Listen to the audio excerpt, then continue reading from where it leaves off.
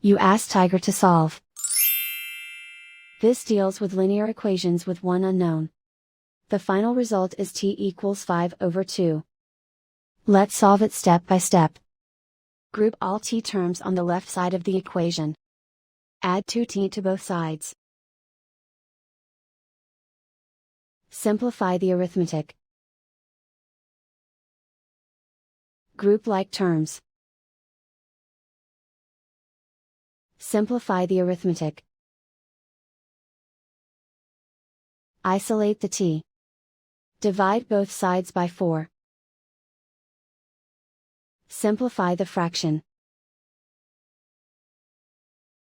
Find the greatest common factor of the numerator and denominator. Factor out and cancel the greatest common factor. And so the final result is t equals 5/2.